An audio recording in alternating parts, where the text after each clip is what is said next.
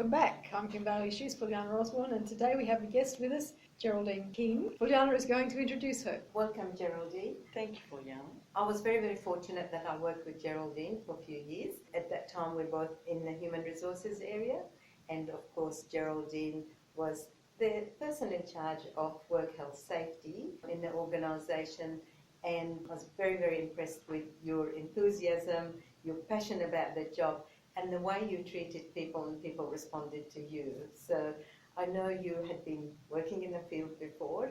I was wondering if you can take us through your journey. How did you get into this field and where did you start? Thank you for the lovely introduction. I originally was a nurse and really, really loved it, enjoyed it a lot, and I think that's the people side of my personality that I've kind of carried through on this journey. I wanted to, when I left school, do an arts degree, as lots of people did back then, or go to do nursing, and I chose nursing at the time, but always felt that I would like to go back and study. I went back and did an arts degree thinking that I might become a health journalist, potentially, and during my arts degree I met a lot of journalists and realised that that wasn't my personality. I couldn't do it needed to be done, I think. So I was lucky enough to fall into a job relieving another friend at the fire brigade as what they used to call them, the occupational health nurse, and absolutely loved it. And so that really was the beginning of many occupational health and safety roles for me. Have you got a favourite industry that you've worked with? Gosh, that's really interesting. I spent quite a number of years at the New South Wales Fire Brigades, and probably because it was my first role, and it was pretty exciting. Hopping on and off appliances, as they're called, not fire trucks, appliances. Yes, right, yeah. There was a lot of, it was really, there was a big emergence. We talk a lot about stress now.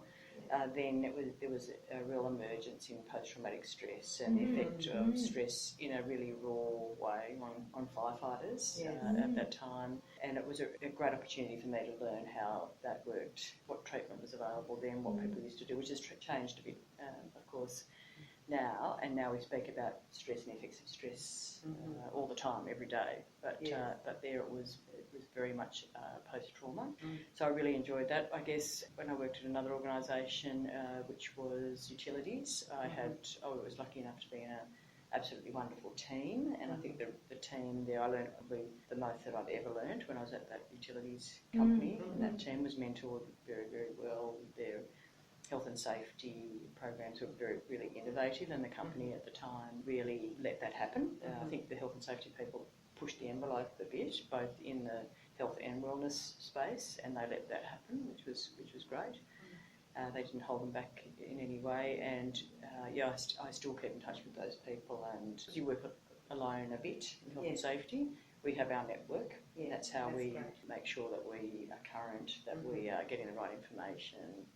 In these roles, you can't possibly know everything about everything, but it's good to know where to go to get the information when you need it, and your networks are an important part of that. To be honest, every place that I've worked has been really, really valuable for different reasons. Yeah. And again, it's generally the people in those organisations that make that for you. Very different in all those different organisations, but every experience has been valuable. So any industry that you'd like to be exposed to? That I'd like to be exposed to longer term. I suppose perhaps, I'm not even sure in what capacity, maybe in the wellness space. I suppose I really enjoyed being in the hospital system originally, and I haven't been in that space in a health safety or wellbeing capacity. Yes. So I part of me wouldn't mind going back into a medical space. It interests me that talked about the post-traumatic stress issues. Do you see that that's something that is not addressed in the health industry? In the hospital system? Look, I haven't worked as a nurse for so many years, but I know what used to happen when we were constantly exposed to traumatic events, and everyone used to go out and get really, really drunk and smoke a lot. And having not been in health and safety in the health sector, I can't speak for how they are, whether they're debriefing people. But I think maybe nurses at least are a bit more mature when they get into that system now Well, because they've been to college. Yeah, I saw something just I think only at the weekend about it, how it's an industry where that is happening every day, and particularly I remember now it was about a particular incident that happened, and there was no follow up, and so this person took her own life because she felt that there was no way of addressing the error that had been made, and I wonder whether we just expect these people to cope because they're in that environment. Potentially, and so if you look at that environment and you say, yes, we think, well, they're caring people because that's what they chose this profession, and so they're exposed to all of the coping mechanisms, so they will cope. Whereas in a corporate environment, you don't expect the same way of coping. No, I think you're right. I think when people have the label of carer, people think they've got boundless capacity to be able to cope. But I mean, I think if you were looking at psychologists, they would all have mentors and supervisors that help them to debrief. I don't think nurses particularly have that. And I think there's areas that are more traumatic than others, but certainly seeing things. I did work in accident and emergency at St Vincent's postgrad, and that was you saw when I was 18 or 19 when I started nursing, straight from school, as you did then. You know, on the upside of that, what it does give you is incredible resilience. Yes. So I think, and looking at and knowing talking to my friends who train with me, I think that some of the things that were bumps that some people find difficult, they certainly in the workplace wouldn't really bother them. Yep. You have to be bleeding to death. It has to be traumatic for something to bother you. It's the sort of personality. Well, we make that assumption too in professions such as the police force. They're strong, resilient, trained, and we forget they're human and they, certain things they see that will be very traumatic. And you mentioned when you talked about wellness and health, tell us a bit about the difference. What is that? Wellness is probably is the current term, and I think it's probably broader than health in the sense that people would traditionally think about that in a physical way. Right. Now wellness is everything from in a more holistic sense, mental, physical, your engagement with others, your even spiritually for some people, and that whole of life. Yes. Work-life balance was the buzzword for a long time, and it moved into wellness, which where it is at the moment. It's about all those things that make a resilient person. Yes. And it's a whole of life. Is there much forward thinking in the industry in terms of, I suppose it's two areas, is what might be causing stress and trauma and what you can do about it? I think there is. I think I'm actually encouraged. I remember when I first started in occupational health and safety and doing a lot of rehabilitation work, it was always harder to get support for mental health injury than it was for physical injury, because people understood physical injury. They understood around about how long it would take for someone to get better. They understood that you could clearly see someone hobbling around with a boot on, and then the boot came off, and then they had physio and they got better. Mental health was always a much, much tougher illness to advocate for, because the first thing that managers would ask was, well, how long is this going to take? And we don't have that much time, and this person may never be the same again. Why aren't they coping? What's wrong with them? And that's right, and a perception that there's a level of weakness involved in injury. So we used to have to fight quite hard to get people to return people to work with mental health illness. Now, not so much actually. There's a whole lot of more support and evidence for people for work being, if the work is safe for them and good for them, that getting back to work is the best thing you can do. The sooner the better. So offering those modified duties, working with the doctors. Is there a prevalent mental condition that you're seeing? Probably, I think, from certificates and even without people actually putting in any any sort of claim, etc. I think anxiety, Mhm. potentially depression.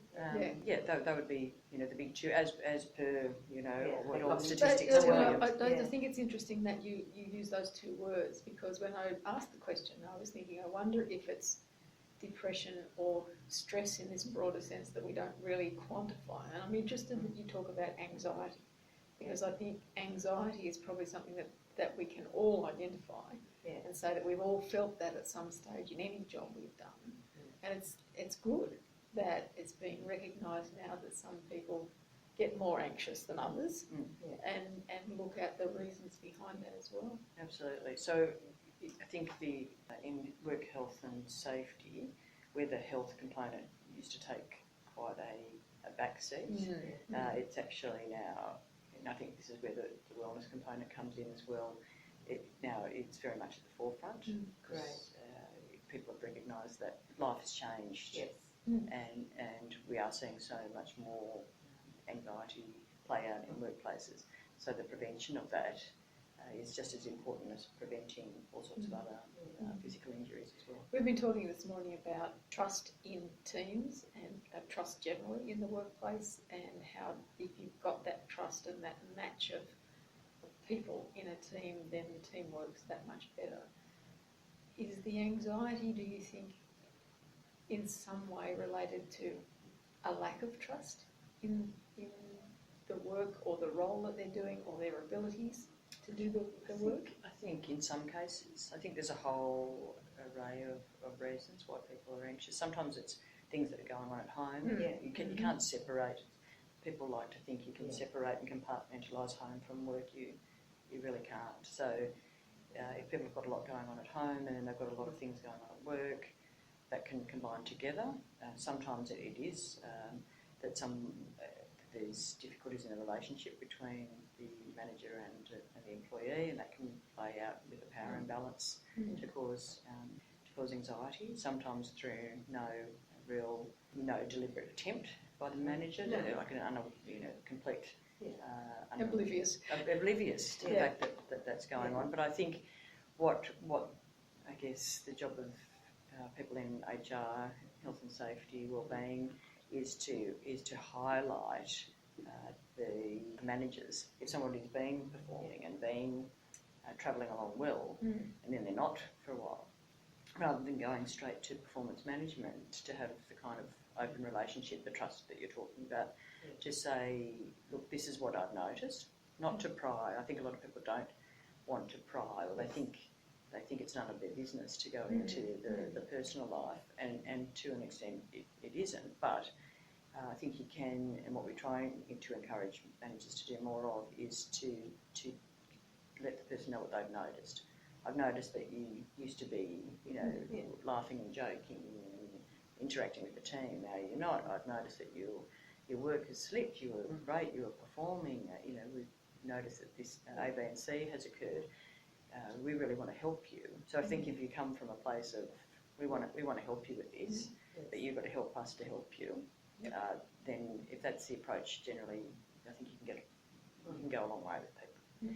And I think that makes the big difference is that, again, back to the trust thing, is the employee then is feeling the trust their organisation is on their side, and they're likely to put their hand up sooner, which means they can be helped sooner, and things don't deteriorate. And I take it back to my days in the blue-collar industry, where the problem we had in that space was people who were alcoholic for whatever reason, and they kept going further and further into it in the labour force, in the sort of labourers, where that was the only way they solved their problem, and they were in denial. So when we got to the point to say, as organisations and communities said, it's all right, we know it's an illness, Speak Up will help you, they came forward, and then we could help. Absolutely, and I think that that's a really good example, because I think there's still, with self-medication, there is still even higher level of stigmatisation around that, because people see that as a choice. Yes.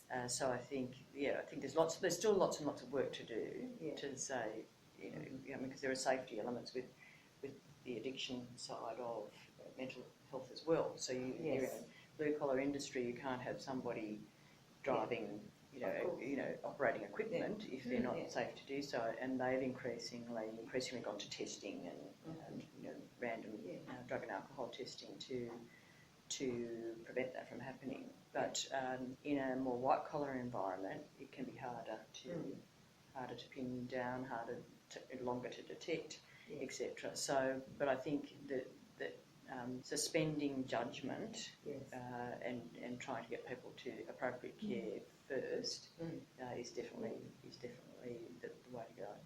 What excites you about this work? Lots of things. I do love what I do. Every day, like everybody else, but I do really get excited when you can see that you can getting some traction with what you're trying to implement in the workplace. I think the mental health conversation excites me a lot because I've seen some really positive changes in a number of organisations in that space, in the understanding, when you can see the light go on for people to think, I think that there is another way that we could be doing this. That gives me a lot of satisfaction. And I think going back to Fulyana's lovely introduction is that still working and talking with people who are generally great in all the organisations I've been and who seem to appreciate anybody who takes the time to sometimes hear them. Yes. I think. But I think the relationship and that satisfaction is two-way. Just imagine I'm in a workforce and I've got going through stress, anxiety, whatever it is, and then I know you there as a full-time person focused on that topic. So that gives me comfort and know that I can trust that somebody's going to help me. And for you to see that having even a conversation to start off with had helped relieve some pressure off that person. And then the process and the policy that you put in place is helping people without even you knowing. No, you're helping them. And I think that must feel fantastic. It does. But something you said then also triggered for me how important the cross-functional relationships in my role are, because one person can't be everywhere. No. And I'm lucky enough to work in a team where the HR team are very much on board with this. Right. And get their managers on board with this as well. So I think that the relationships that you develop cross-functionally are really crucial to that, and that gives me satisfaction as well. That also would help when you're thinking about succession planning, because you can't be everywhere, you can't do everything, and situation might arise where you are not here. So what do you have in place, because this is very much a person-to-person interaction that's happening? I think it can't be about one person. It's got to be about your policies, your procedures, your scaffolding that you build around it. So, because I could get I'm going to go and live in New Zealand, where I'm going elsewhere, and it can't be reliant on me. So what's really been building is that we have a very strong policy around return to work that is not dependent on whether it's a workers' comp injury or not. So it is return to work is the way you do business, whether it's a work-related or non-work-related injury. The HR team are across the policies and procedures around that. They're aware that we are able to pull in rehabilitation providers who are specialists in psychological injury. We have providers that are also specialists in physical injury. We have an employee assistance program that everybody is aware of, particularly the HR team is aware of, and managers, so that if they notice that somebody could benefit from their assistance. We recently, in the company I'm currently working for, did an expression of interest to change our employee assistance provider to a company that is much more sort of proactive and preventative, so that they talk a lot more about coaching and coaching in the early stages, where people might have some even minor issues in their workplace, so that can be addressed earlier rather than later. So I think it's got to be to make a change, a structural approach, and not a an approach that it's dependent on a person. So how long have you had that in place, that structure? I think it's been building in my current organisation for some time. And that's been a better progression rather than just come in and I think you introduce it. I think it depends on the organisation and on the size of the organisation.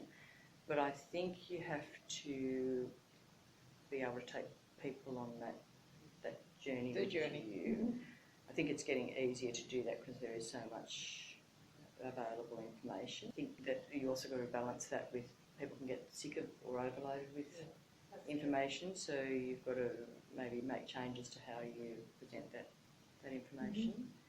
But I think once you reach a level where people are in agreement that they see some outcomes, so measurable outcomes, if workers' compensation premiums are coming down, if salary continuance premiums are coming down, and people aren't taking as much time off work or extended periods of time off work, so it's tangible measures that people can see is working.